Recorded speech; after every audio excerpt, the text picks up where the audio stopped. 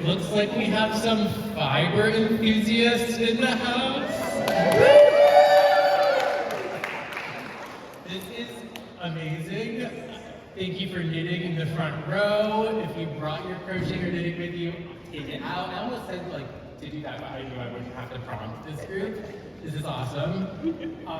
Thank you for coming to today's Tuesday Tea, and thank you to my colleague Alyssa Treaster for helping us to rethink our conventional setup so that we can be surrounded by the artworks in today's program. Take them in throughout the program. And thank you to Oberlin student and fiber artist Audie Wilson for recording today's talk. It's all if you look at the Allen's presentation of ancient art or Asian art, you won't find a huge divide between art and craft. Yet in modernism, especially in the West, craft came to signify something functional and thus less sophisticated than fine art. I would put that in scare quotes if my hands weren't busy doing other things. Craft and fiber in particular bring attention to the work of makers who have already historically been marginalized and exploited, and whose labor is further obscured by the elitist bias against craft. One objective of this exhibition, Kitsch Craft Critique, is to highlight how, even in modern and contemporary art, that divide is superficial, or to the extent that it exists, the artists in this exhibition would not be offended if we spoke about the craft of their work. Today's event was developed around this contention that craftspeople are artists and that great art is a function of great craft. Our speakers are two Oberlin graduates and entrepreneurs who have created vital spaces to gather and create. They've shown us that fiber art is a crossroads connecting folks of different generations, genders, and cultural backgrounds. So in advance of World Craft Day, which is tomorrow, we're pre-grieving Craft Day. That's what we should call the event. We are fortunate to hear these two speakers for about 25 minutes in conversation, after which we'll have time for a few questions, and then we'll move into East Gallery to continue talking over tea and cookies, hosted by our lovely guild members. Thank you. Liz Burgess, on your right, Oberlin class of 1973, was the owner of Ginko Gallery Studio in Oberlin from 1997 to 2024, an art store, kitchen rescue, and space for local artists to sell their work. After a career in social work and healthcare administration, Liz turned to making fiber art in collaboration with silkworms.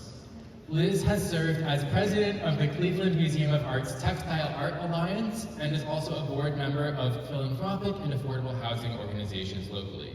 Last year, she was recognized by Oberlin College with an award for her distinguished service to the community. And Liz's urging me to exhibit fiber art at the Allen was one of the impetuses for the present exhibition.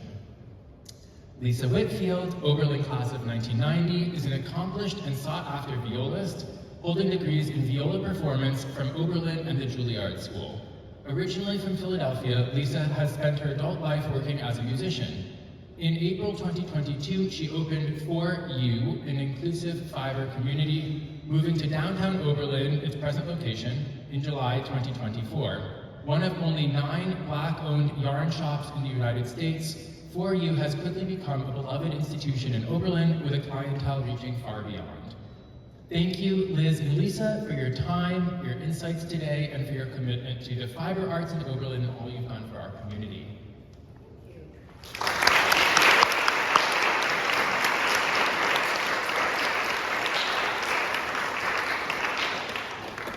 Wonderful to have such a big crowd, but it is a little intimidating. One thing I wanted to say that when Sam first asked me to consider speaking and having conversation with Lisa about this exhibition, I was honored, but I was actually taken back by the title. I had lived as an artist when I finally got out of healthcare administration. Anybody wants to be in healthcare administration as a career, see me afterwards. And when I got out of that, I lived in this world where one of the big questions was, what's the difference between craft and art? And initially, art was those things that are framed on the wall or sitting on a pedestal. And craft, it took training, and it was kind of elite. The craft, on the other hand, was either functional or decorative, and it took technique, but not higher training necessarily. And it was tied a lot to domesticity and to women's work. And it was women who did most craft, beyond blacksmithing and cabinet making sometimes, but most of the craft was done, a lot of it was done by women. But kitsch, now I was raised in a modernist household, and kitsch was kind of a derogatory term. It was mismatched patterns, you know, it was plastic beads, it was, what are they called, labubus? Labubus, Yeah. labubus or beanie babies. And toilet roll covers. So it was not something you ever wanted to be, so that kind of confused me in the title. I have to say that being around a lot of quilters has taught me a lot about what kind of art can be made with mismatched fabrics and patterns. And I never gained that skill, but I am in awe of that. We were asked to talk a little about our own artwork and how we got into this.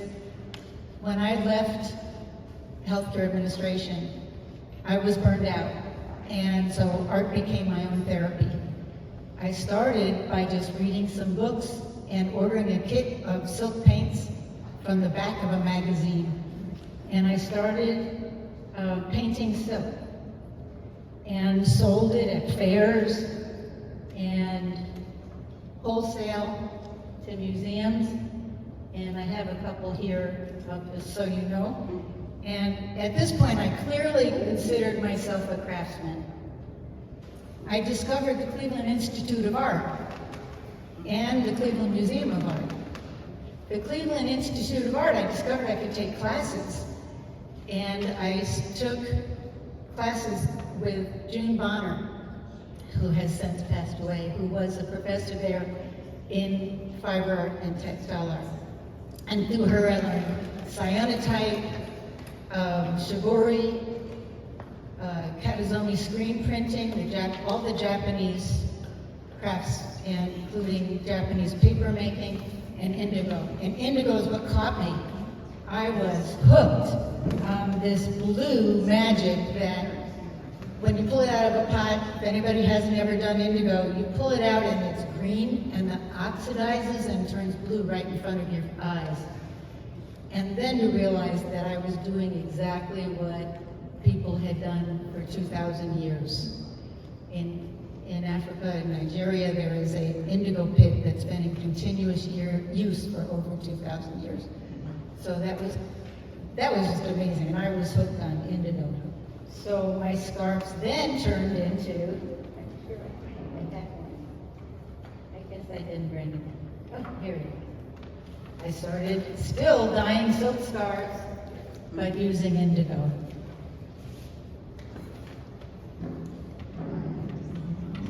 And sure. Through June, I found the Textile Art Alliance of the Cleveland Museum of Art, which is one of the longest running support groups for any museum in the country.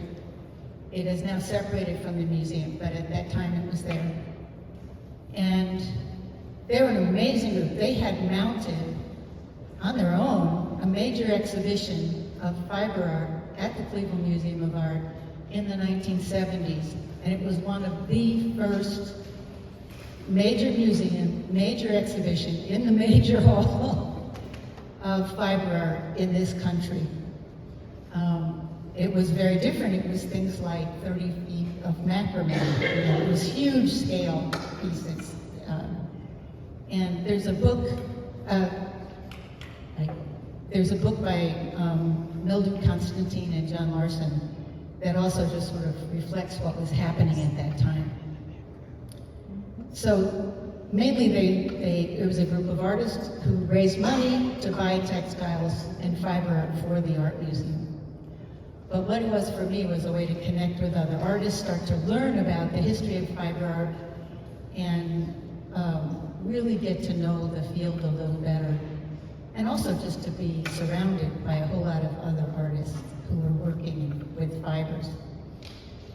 In 1997, Kathleen Van Meter, Sharon Denslow, and I, 3 local artists, started Ginko Gallery. And we had been sharing studio space just to be in community with other artists. And the front of the building suddenly was empty, and we didn't want to move. We were in the back room. So we signed a lease and took over the front of the building. Kathleen Van Meter was critical for that because we were brainstorming what could we do. I said, well, we could have a gallery and shop and studio space in the front. And she came back the next day. She had been the arts therapist at the Methodist Village, and she said, hope you were serious, because I just quit my job.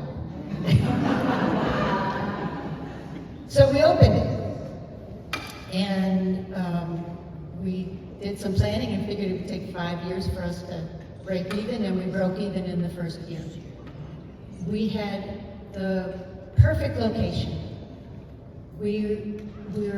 Oberlin is right between, to the south of us, are farmers who raise sheep and alpaca, and women who clean, spin, and knit or crochet the fleece from their own animals, and who make quilts in order to keep their beds warm. And it was to the north.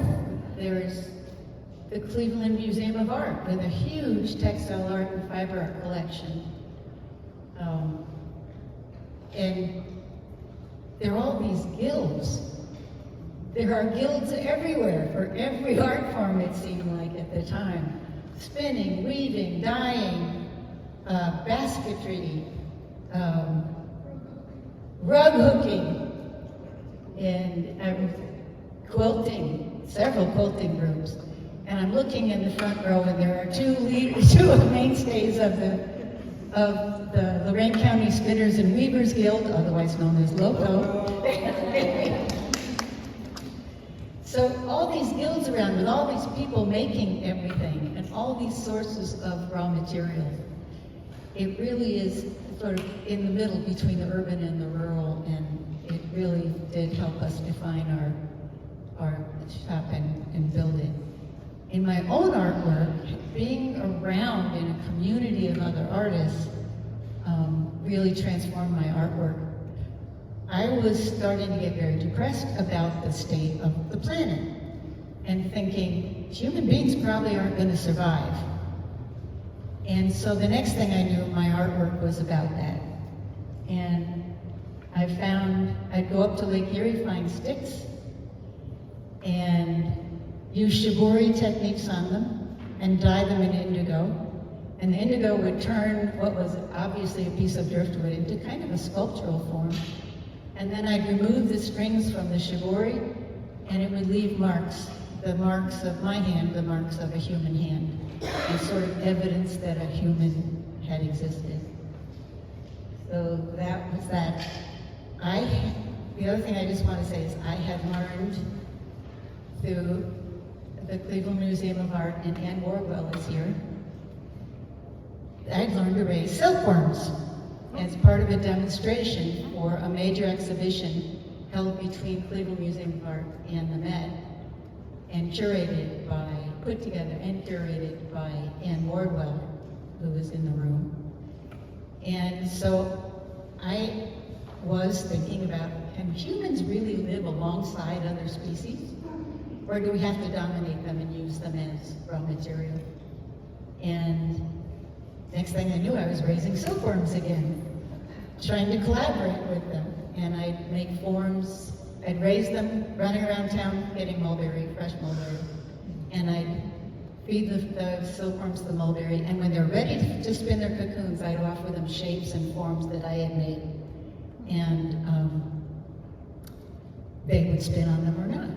And then when they emerged, they'd leave the cocoon behind as their contribution to the artwork, or not. I learned a lot in that process, mainly about myself. Ginko did close after a number of years, over 20 years, and so that's been a hard transition in a lot of ways. I see a lot of the artists some of the artists here who actually had space here in the studio. Looking at Nancy Garber, who was a seamstress and quilter supreme. Anytime anybody came in with any kind of problem about sewing, Nancy knew the answer. And by the way, there's an exhibit of her quilting up at Kendall right now, and it's open to the public. Kathy Roy had a big draw loom in the space. Mari Garotta, who's here serving tea, she brought her own loom in. She was weaving then, and then ended up, when Kathleen left and Sharon had passed away, being our first employee. I'm trying to think, who else was there at we had Ruth Green rented studio space and was part of the community, and Ted Noah, who unfortunately passed away recently, had his mobiles. And his studio became a tourist attraction. But Ruth Green made things out of air, out of traction, everything. I'm sure I forgot something. Thank you so much.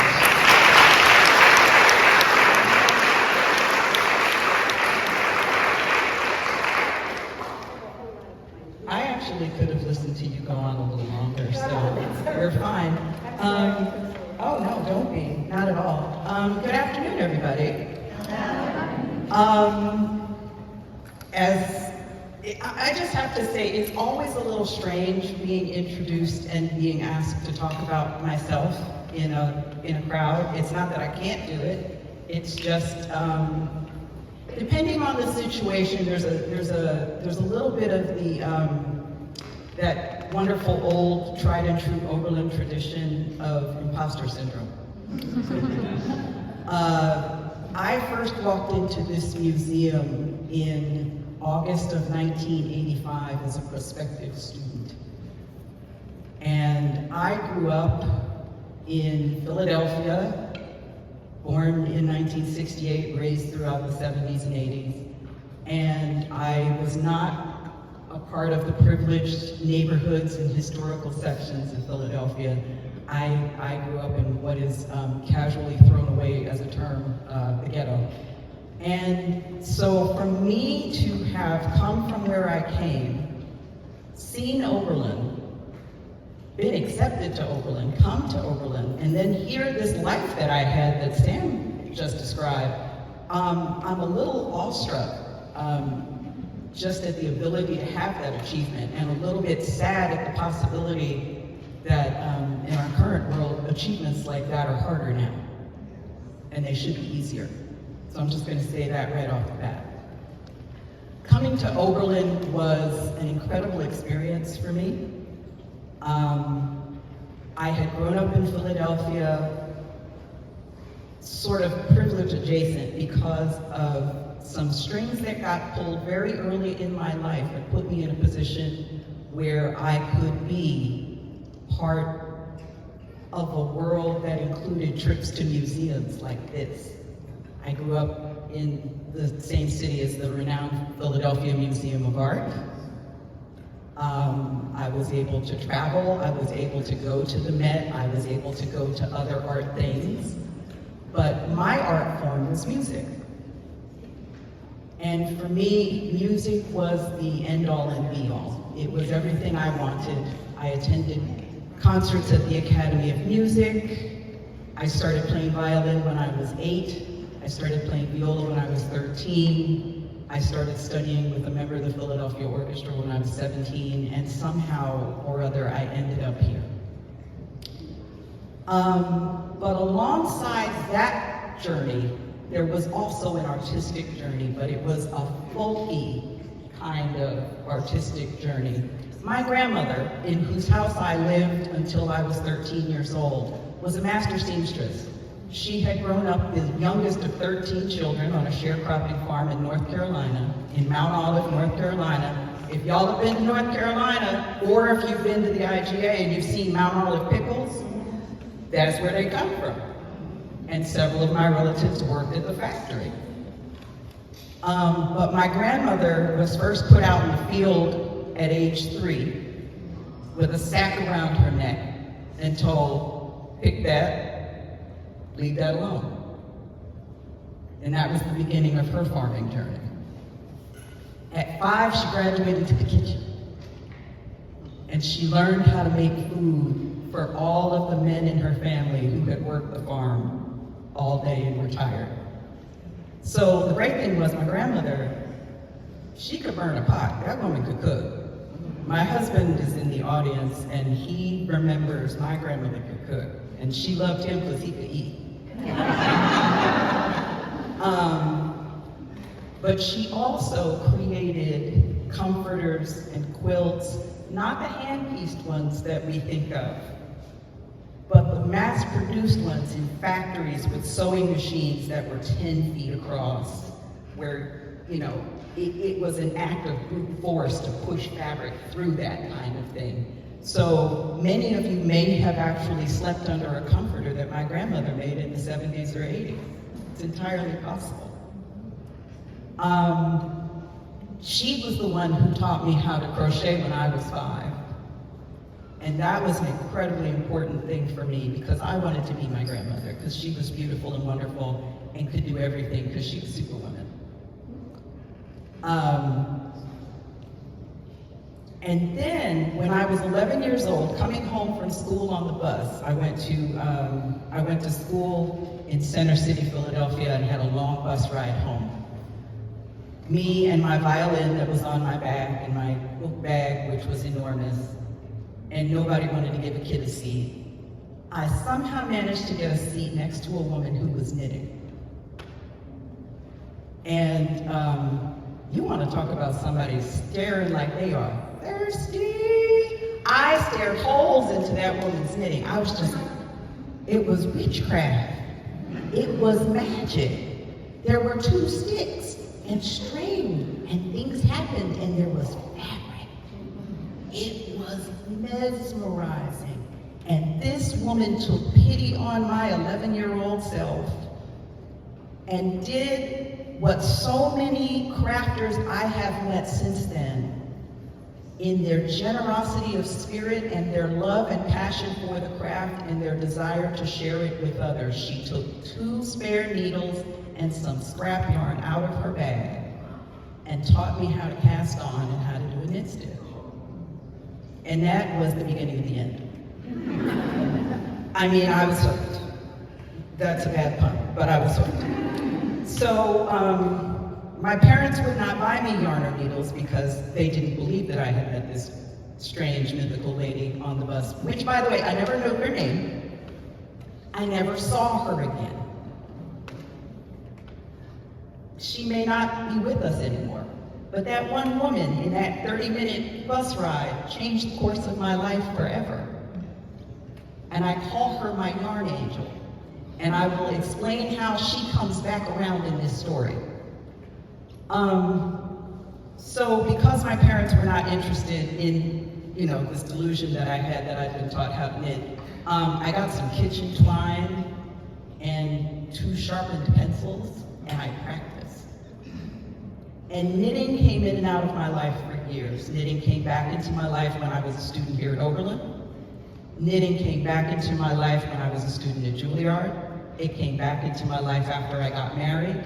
It came back into my life after the birth of my first child, my second child. And then it really came back into my life when I moved here to Oberlin 17 years ago with my husband, who, by the way, works for Oberlin College. And My move here was a bit of a death because my entire adult life had been spent in New York City working as a freelance musician, and I came here and I had no job.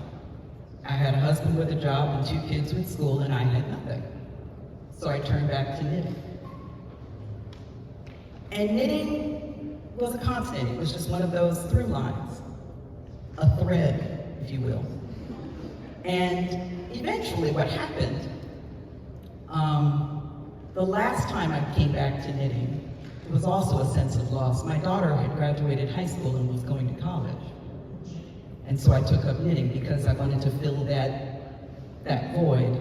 She and I are very close. And it turned into a bigger void because my mother got very, very ill at the same time.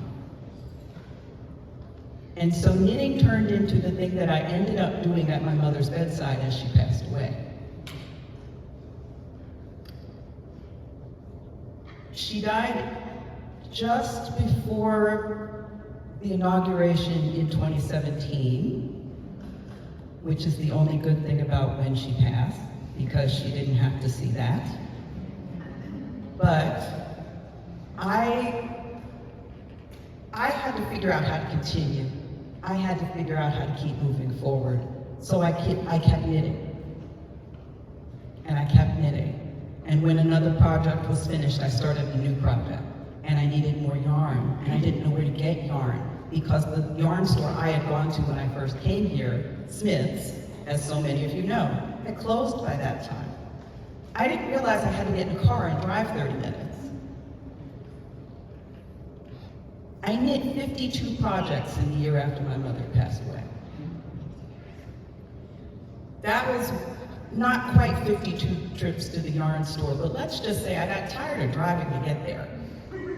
And eventually, after a few other twists and turns that I won't go into, it occurred to me that Oberlin needed a yarn shop. And I was pretty much finished with the music business at that point, because I don't think I need to tell you how toxic certain business situations can be, and music is no exception to that. So I thought about it, and I mulled it over. And my husband is a very practical man who had worked in retail. So when I gave him my idea, he said, "No, I don't think so." Which is what I needed to hear, believe it or not, because that challenged me to come up with a better idea. So I came back a couple weeks later, well, how about this? No, I don't think so. It took about 4 or 5 tries, and the last time was this impassioned plea with tears and like written out notes and like a whole idea and a vision. And he goes, "Let's do it." Not only had I convinced him, I had convinced myself. I like to tell people that For Ewe was created as a safe space for this community. The truth is, For Ewe was created as a safe space for me. For Ewe was created as a safe space for me to feel the feelings I was having and to struggle with the challenges of being who I was in this world, of being a woman, of being Black, of being educated in a world that was changing, in a world that was telling me my voice was meaningless. And it was a way of building community among people who expressed themselves in sticks and string. And it's incredibly important to me that I share that community with everybody. And the first people I really, really wanted to share that community with were the students, because I remember what I needed as a student when I was here almost 40 years ago. And I am very proud to say, and I will not call this person out by name because that would embarrass them, so I won't do it, but one of my original, and I call them this all the time, one of my original shop cats is here. And they are knitting in the front row.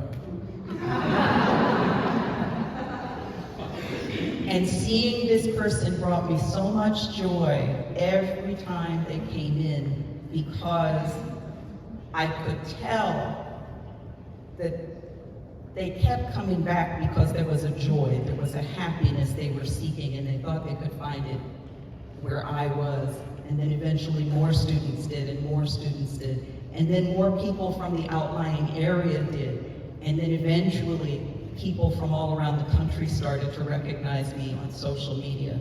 And then one day, about 3 years ago, I went to this big festival in upstate New York. It's called the New York State Sheep and Wool Festival. Everybody calls it Rhinebeck. I went to Rhinebeck, and I swear to God, I was recognized by no fewer than 20 people. And I'm like, I'm just some middle-aged woman in the middle of Ohio who owns a yarn shop. But the mission of my shop changed people's lives, and it changed the way people think. Because I called myself, I dared to call myself an inclusive, vibrant community, and then I realized I had to actually be the thing I said I was. And it meant I actively wanted people of every color, every shape and size, every orientation, every identity to come into my shop and be looked at with eyes that were loving and spoken to with a voice that was warm and told, I will call you by your name. I will use your pronouns. I will see you as you tell me you are. And I will love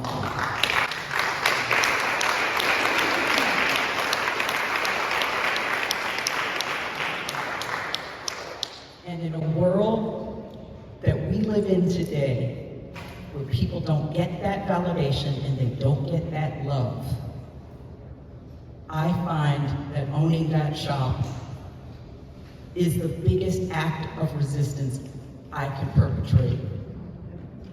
I can't go to every march. I can't go to every protest. There are days when I am scared to death that ICE is going to grab my ass off the street because I am ambiguously brown. But I can open the doors and I can put the yarn sign that my blacksmith husband made out on the sidewalk, and I can dare people to come in and not fall in love with all that damn yarn.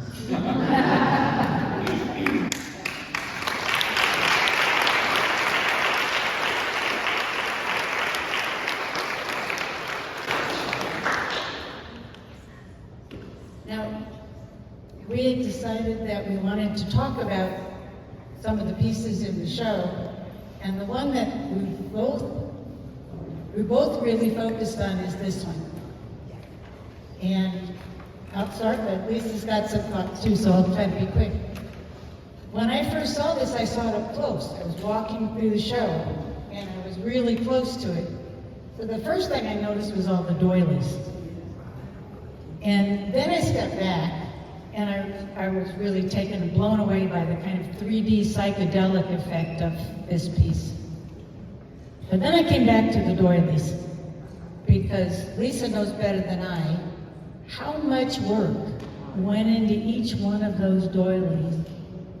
And the hands were probably women, anonymous women, making all those doilies. And then I looked at the name tag, and it was a man's name. And I said, oh, oops. This piece would not exist without the work of those anonymous women. But he's done the dyeing and the arranging in an amazing way. But are the doilies just raw material? Or is this appropriation of a woman's work by a man? Then I went home and I looked him up, because I was not familiar with him. And he's from Trinidad, Tobago. And I looked up a little history of Trinidad. And they had been occupied by Spain for 300 or 400 years, and then by England for another 100 or so years. And doilies are English. That's where they originated. That was somebody's name, doily, who was making thread. They ended up making all these doilies. So then I ended up thinking, okay, now wait a minute. England occupied Tobago and Trinidad all that time. If the oppressee appropriates the symbols and work of the oppressor, is that appropriation? It just left me with a lot of thoughts. Thank you, Liz. Liz is not kidding. Those are hand-crocheted doilies. Unbelievable. I mean, when we're done and you get a chance to look at this, get close to it. This is a tremendous, tremendous amount of work. And the artist talks about how he sourced these doilies from South America, parts of Africa, and parts of Eastern Europe.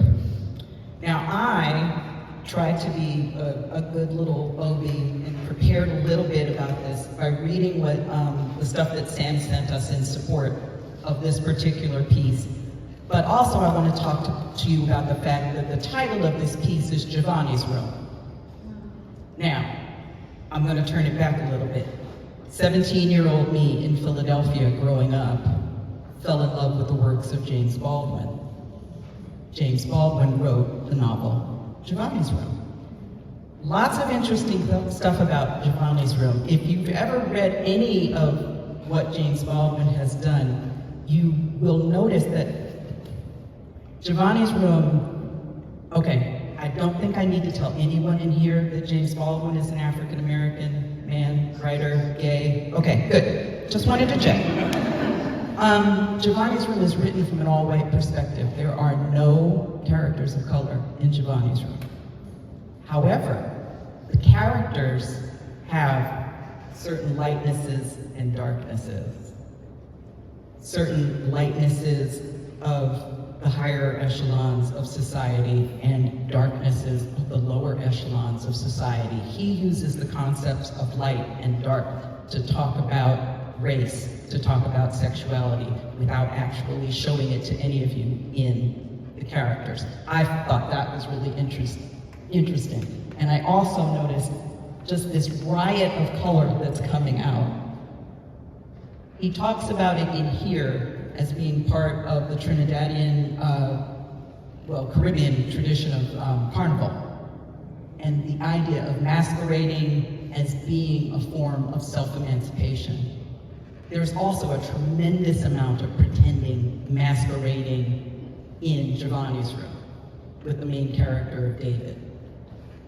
But another thing that Liz had been talking about, appropriating the work of women. I don't know if any of you remember this novel.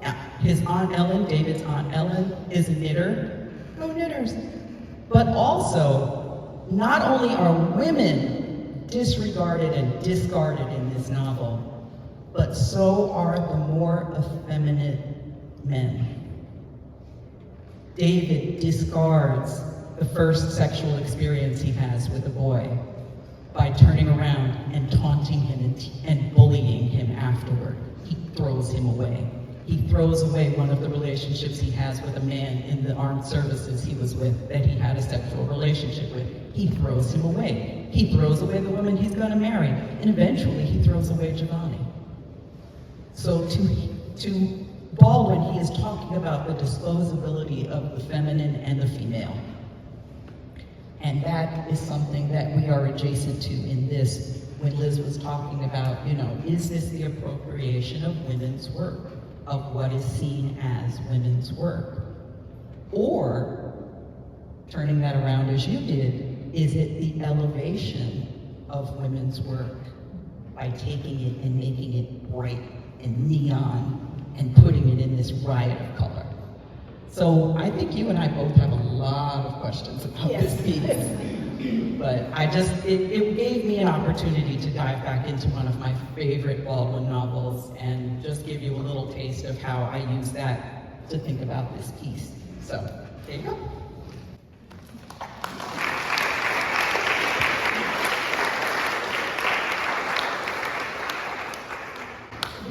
I'm told we have a few minutes for questions. Does anybody have any questions? So I'm just full of questions. Hey! Okay, is do you find yourself surprised by learning new things all the time, or do you feel like there are times when you feel like you've learned it all? No. I love being a beginner in anything and everything. I have spent, hand me that. I used to teach middle school, and I dared Alyssa that I could talk all the way to the back of the room, but then she reminded me that there's a recording, so I'm gonna stick to the mic. I have been teaching since I was in my 20s. So to me, the way to be a good teacher is to be a perpetual student and to always be learning. And I always say that the day that I stop learning is the day I'm gonna die.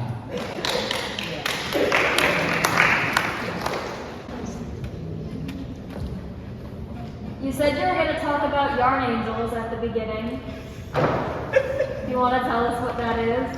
Thank you, Shopcat. Yes, I will talk about yarn angels. So remember the lady from the bus. Okay. At For Ewe, we are aware that there are people from a wide variety of socioeconomic situations.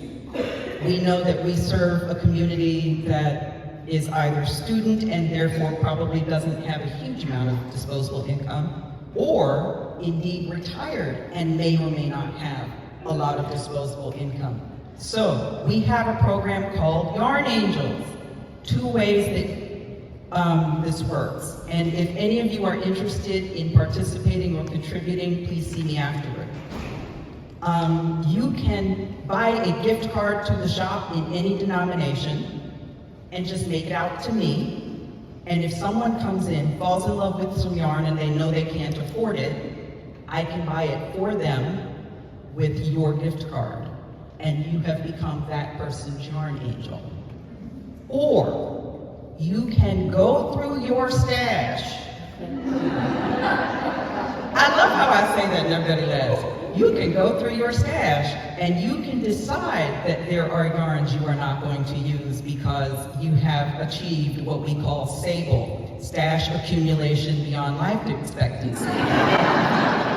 That is an industry term, people, don't laugh. Okay, if you have achieved SABLE and you feel the need to get rid of some of your stash, bring it to For Ewe. That includes needles, hooks, project bags, patterns, and of course yarn.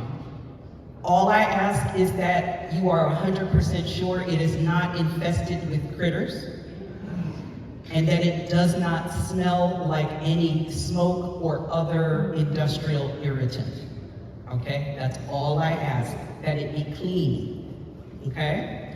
And we will take that yarn and we have already distributed it. One of my favorite things to do is that there's a gentleman from the Salvation Army who comes and collects yarn, and he takes it to the women's prison in Cleveland. And about 2 months later, he brings back crocheted hats, scarves, mittens that I take and donate to Knit the Rainbow, which is an organization out of New York that distributes those things to homeless LGBTQIA+ youth who were unhomed because their parents and families no longer wanted them to live with them. I am the mother of 2 children, and I will tell you, parenting is a challenge, but never have my children done anything that made me want to kick them out of my home. So that is a mystery to me, but at least we can provide them with things that will keep them warm in the winter. I just want to say that running a small business in Oberlin is very difficult, a small independent business. None of the downtown owners, unless they have a liquor license, are wealthy. They make shockingly small amount of money. And so I want to encourage everybody to please patronize you. Please patronize the independent small businesses downtown. It's important if you want this community to have those kinds of things available. what Liz said.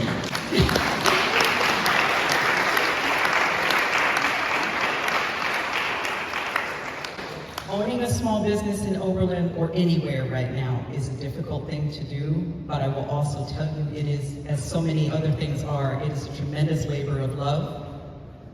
I didn't do it to get rich, but I did it because I love this community, I love the college and conservatory, and I wanted to serve. I don't want political office.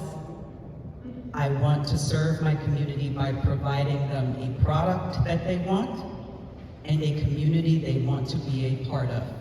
And that is hugely important to me and to all of the small businesses in town. Please come be part of our communities. And if you don't happen to knit or crochet, which by the way I give lessons, just so you know, we can fix that. We can totally teach you how to do that. Before I can do that. Any of those. My manager will have to show you how to do that. I don't crochet like that. But what I can tell you is that if my community is not the part you want to be, the thing you want to be a part of, just share the name. Take my card and share it with someone who you know does do what I do. Word of mouth is powerful, okay? And we really appreciate it. All of the small businesses, I will deign to speak for all the small businesses in town and tell you we appreciate you. You have no idea the depth to which we appreciate you and need you. So thank you for coming to this and for supporting entrepreneurs, women entrepreneurs at that.